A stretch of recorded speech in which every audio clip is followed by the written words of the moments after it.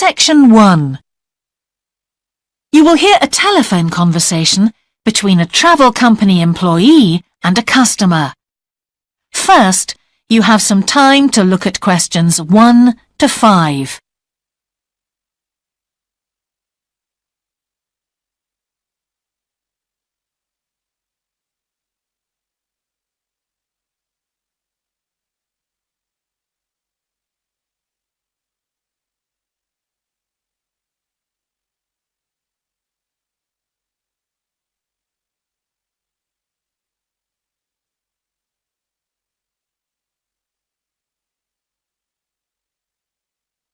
You will see that there is an example that has been done for you. On this occasion only, the conversation relating to this will be played first. Greek island holidays, can I help you? Yes, I hope so. I have a friend who's just come back from Corfu, and she's recommended some apartments in Arelis. She thought they might be on your list. Arelis, let me see. Can you give me the names? Yes, the first's Rose Garden Apartments. I'd like to go with another friend in the last week of October. Well, we've got a lovely studio flat available at that time. I'm sure you'd enjoy the entertainment programme there too, with Greek dancing in the restaurant. The entertainment programme offers Greek dancing, so Greek dancing has been written in the space. Now we shall begin. You should answer the questions as you listen, because you will not hear the recording a second time. Listen carefully and answer questions 1 to 5. Greek island holidays, can I help you? Yes, I hope so. I have a friend who's just come back from Corfu, and she's recommended some apartments in Arelis. She thought they might be on your list. Arelis, let me see. Can you give me the names? Yes, the first's Rose Garden Apartments. I'd like to go with another friend in the last week of October. Well, we've got a lovely studio flat available at that time.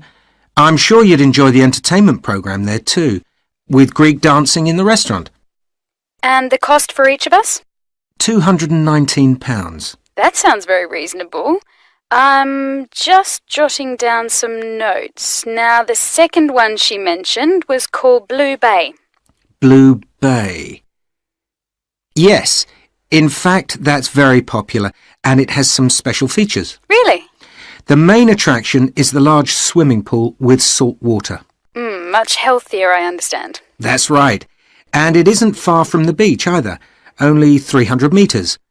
And only around half a kilometre to some shops, so you don't have to be too energetic. Is it much more expensive than the first one? Let me just check. I think at the time you want to go, it's around £260. No, £275 to be exact. Right, I've got that. Now, there are just 2 more apartments to ask you about. I can't read my own writing. Something to do with sunshine, is it? I think you meant the Sunshade Apartments. They're on a mountainside. Any special features? Yes, each room has its own sun terrace, and there are shared barbecue facilities. Ooh, sounds lovely. Yes, it is rather well equipped. It also provides water sports. It has its own beach. There are facilities for water skiing. Any kite surfing? My friend's quite keen. Not at the hotel, but I'm sure you'll find some in Arelis. There's also satellite TV in the apartments. And how much is that one? £490 with 2 sharing. You mean £245 each? I'm afraid not. Each person has to pay that amount, and there must be at least 2 in an apartment. Ooh, I don't think that would be within our budget, unfortunately. And the last one sounds a bit expensive too. The Grand? Actually, it's quite reasonable. It's an older style house with Greek paintings in every room and a balcony outside. Sounds nice. What are the views like? Well, there are forests all round and they hide a supermarket just down the road. so that's very useful for all your shopping needs. There's a disco in the area too. And the price? £319 at that time, but if you leave it till November, it goes down by 40%. Too late, I'm afraid. Well, why don't I send you a brochure with full details, Miss... Nash. But don't worry about that. I'm coming to Upminster soon, and I'll call and get one. I just wanted to get an idea first. Well, that's fine. We've got plenty here when you come. Before you hear the rest of the conversation, you have some time to look at questions 6 to 10.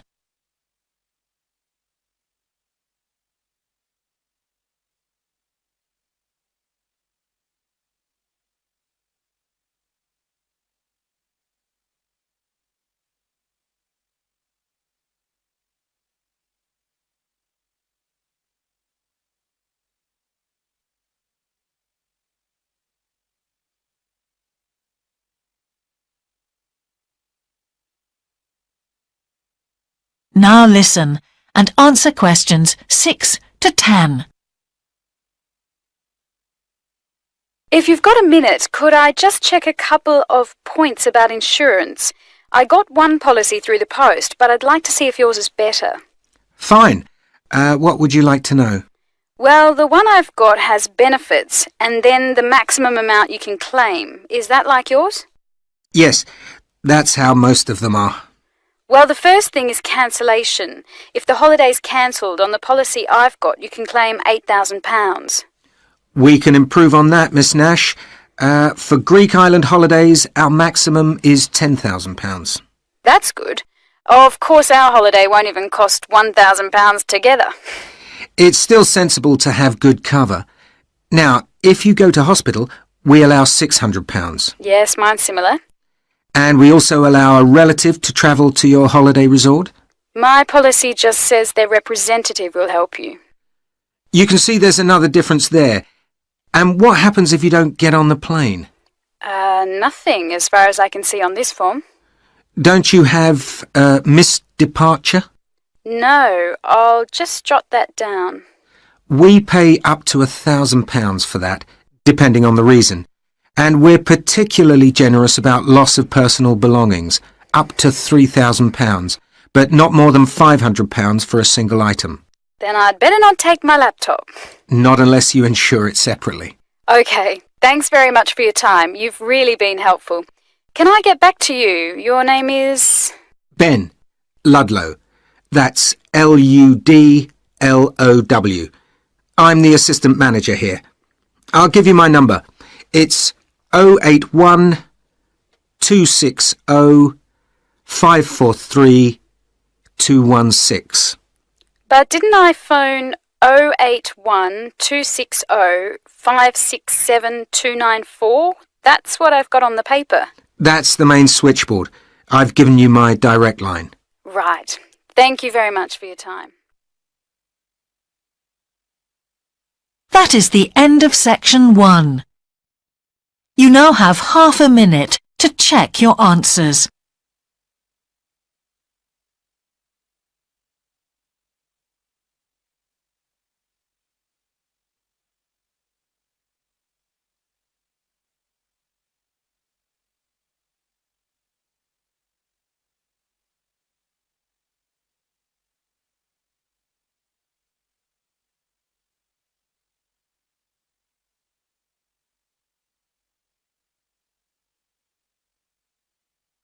Now turn to section 2.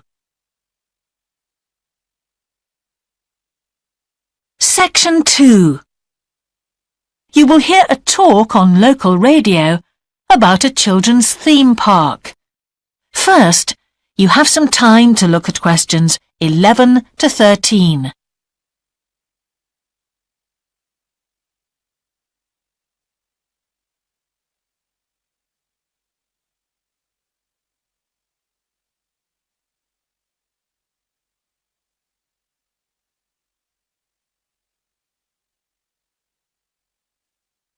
Now listen carefully and answer questions 11 to 13. For the second in our series about locally run businesses, we meet Simon Winridge, co-founder of the hugely successful Winridge Forest Railway Park. Welcome, Simon. Now, perhaps you can begin by telling us a little bit about how it all started. Well, during the 1970s, my wife Liz and I had just acquired 80 acres of sheep farming land, and we decided to settle down and have children. Pretty soon we had a daughter, Sarah, and a son, Duncan. The place was wonderful for the kids. They particularly loved trains and gradually built up an enormous network of miniature railway track. I began to develop larger-scale models of locomotives, but we didn't think anything more of it until I went on a trip to a theme park near Birmingham and decided we could do a much better job. So we set up a small one ourselves, based on the miniature railway, and we opened to the public for just a month that year, 1984, in July, our driest month, because our children said they didn't want our guests to have a miserable wet visit. I dealt with park business and Liz carried on with the farm work. It soon became clear that we were onto a winner. We began to extend the railway track and lay it among more interesting landscape by planting trees, which in turn attracted more wildlife, and by making cuttings through the rock. Nowadays, we're open all year round, and we're pleased to say that Winridge is one of the most popular visitor attractions in the area, with 50,000 visitors a year. 1.5 million people have been through our doors since we opened. Before you hear the rest of the talk, you have some time to look at questions 14 to 20.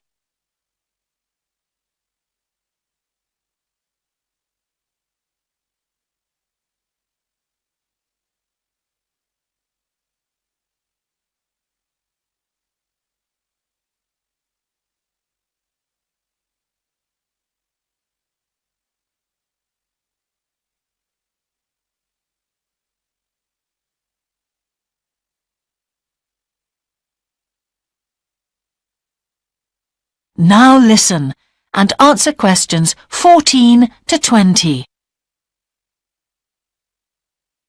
All these visitors mean we have had to expand our operation, and it's now a truly family concern. I'm near to retirement age, so I only concern myself with looking after the mechanical side of things, keeping the trains going. Liz now devotes all her energies to recruiting and supporting the large squadron of workers, which keep the place running smoothly. We're really pleased that, after some years away teaching, Sarah has now returned to the park and makes sure the visitors are kept fed and watered, which keeps her pretty busy, as you can imagine. Our son Duncan has been a stalwart of the park for the last 10 years, taking over from me in the area of construction, and I'll say a little bit more about that in a moment. And his new wife, Judith, has also joined the team in charge of retail. That's becoming a tremendous growth area for us. A lot of people want to buy souvenirs. So have you finished your development of the site for the moment? Not at all. We're constantly looking for ways to offer more to our visitors. The railway remains the central feature, and there's now 1.2 kilometres of the line laid, but we'd like to lay more. Because of the geology of the area, our greatest problem is digging tunnels, but we're gradually overcoming that. We're also very pleased with a new installation of the go-kart arena, which is 120 square metres in area. Again, the problem is the geology. We had to level the mounds on the track for safety reasons. We wanted to enable 5 to 12-year-olds to use the go-karts. And the main attraction here is the Formula One kart. We've known fights to break out over who gets it. And then, finally, to our most recent development, which is the landscape swimming pool. That is the end of section 2. You now have half a minute to check your answers.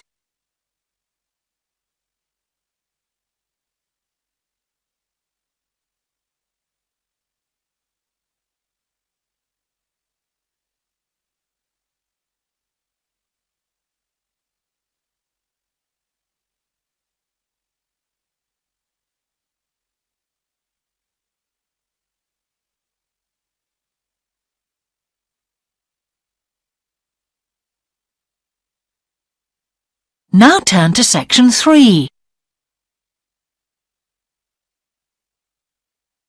Section 3. You will hear a geography student called Caroline discussing her dissertation with her tutor. First, you have some time to look at questions 21 to 23.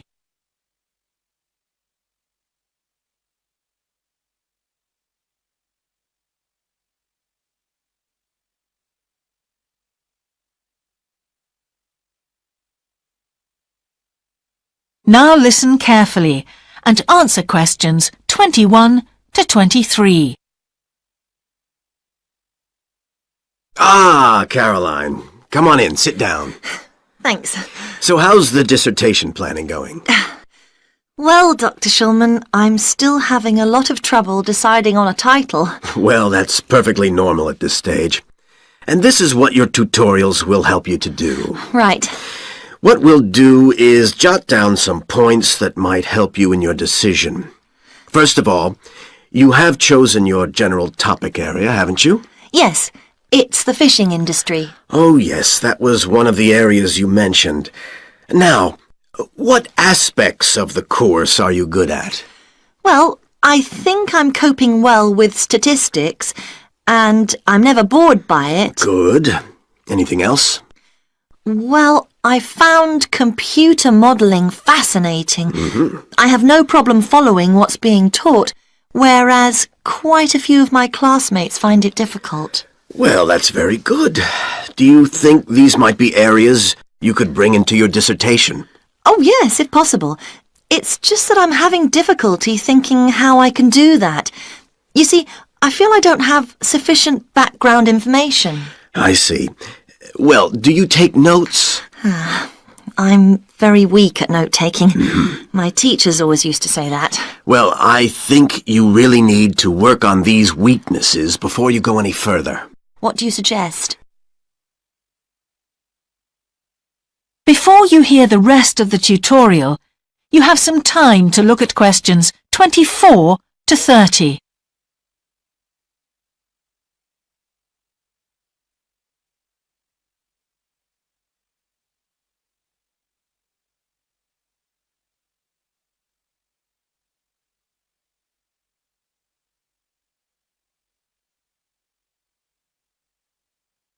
Now listen and answer questions 24 to 30. Well, I can go through the possible strategies with you and let you decide where to go from there. Okay, thanks. Well, some people find it helpful to organize peer group discussions. You know, each week a different person studies a different topic and shares it with the group. Oh, right. It really helps build confidence. Yeah. You know, having to present something to others. I can see that. The drawback is that everyone in the group seems to share the same ideas. They keep being repeated in all the dissertations. Okay. You could also try a service called Student Support. It's designed to give you a structured program over a number of weeks to develop your skills. Sounds good. Yes, unfortunately there are only a few places. Ah. But it's worth looking into. Yes, of course. I know I've got to work on my study skills. And then there are several study skills books you can consult. Right. They'll be a good source of reference. But the problem is, they are sometimes too general. Yes, that's what I've found. Other than that, I would strongly advise quite simple ideas, like using a card index. Well, yes, I've never done that before. It's simple, but it really works because you have to get points down in a small space.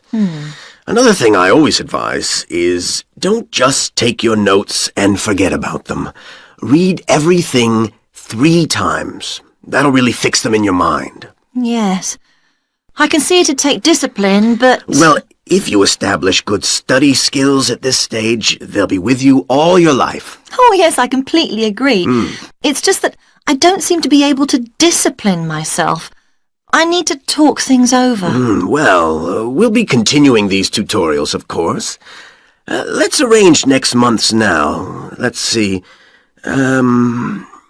I can see you virtually any time during the week starting the 22nd of January.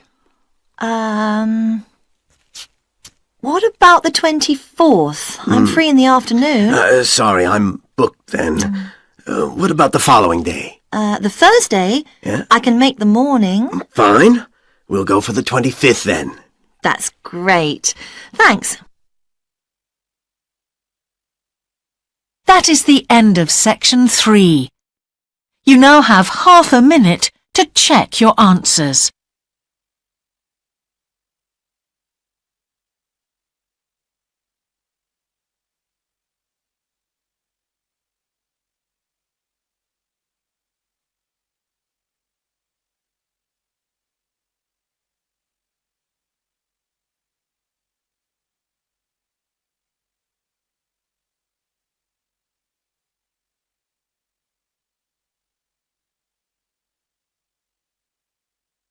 Now turn to section 4. Section 4. You will hear part of a lecture about an experimental design for a house. First, you have some time to look at questions 31 to 40.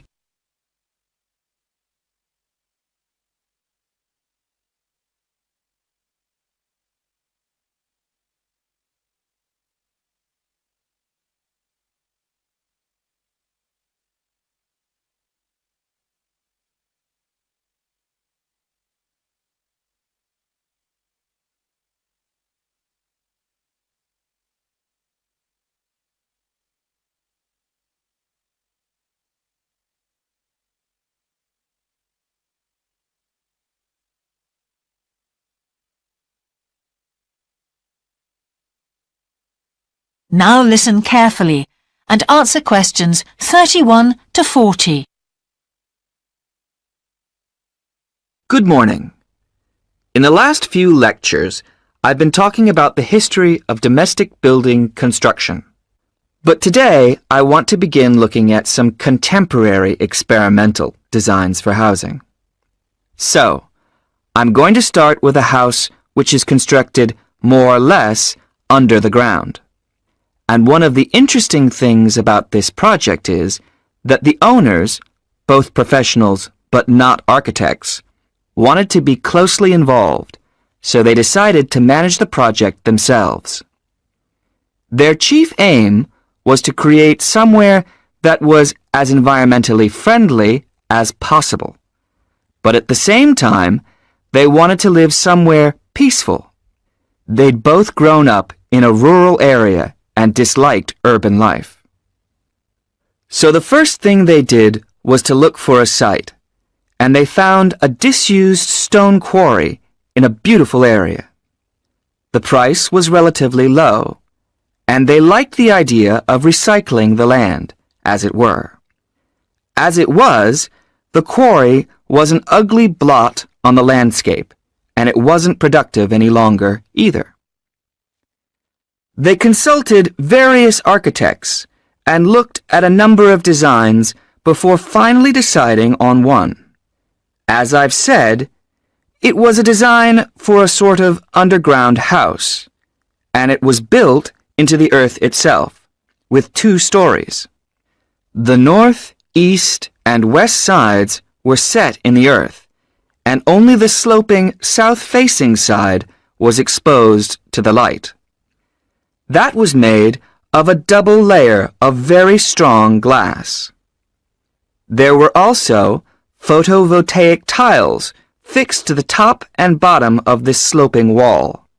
These are tiles that are designed to store energy from the sun, and the walls had a layer of foam around them too to increase the insulation.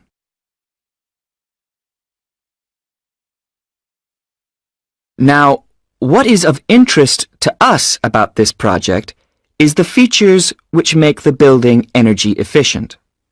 Sunlight floods in through the glass wall, and to maximize it, there are lots of mirrors and windows inside the house. That helps to spread the light around. So that's the first thing. Light is utilized as fully as possible.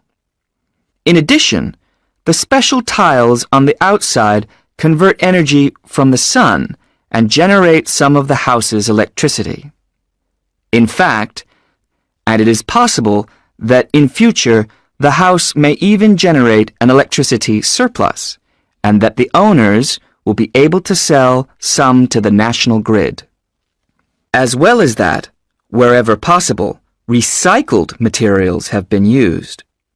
For example, the floors are made of reclaimed wood, and the owners haven't bought a single item of new furniture. They just kept what they already had. And then there's the system for dealing with the waste produced in the house. This is dealt with organically. It's purified by being filtered through reed beds which have been planted for that purpose in the garden. So the occupants of the house won't pollute the land or use any damaging chemicals.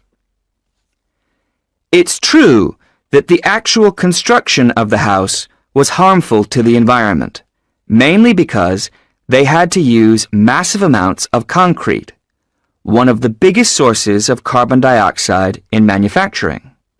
And, as you know, this is very damaging to the environment. In total, the house construction has released 70 tons of carbon dioxide into the air. Now that's a frightening thought.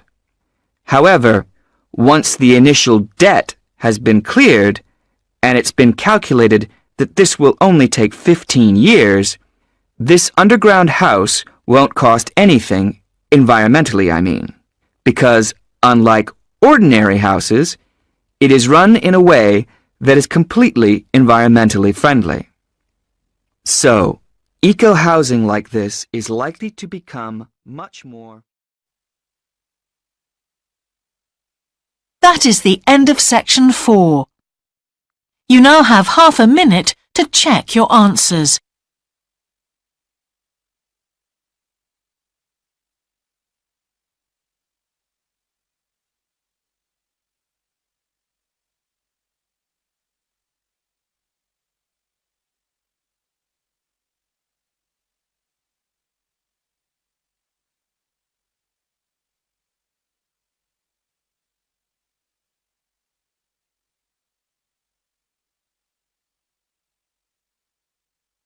That is the end of the listening test.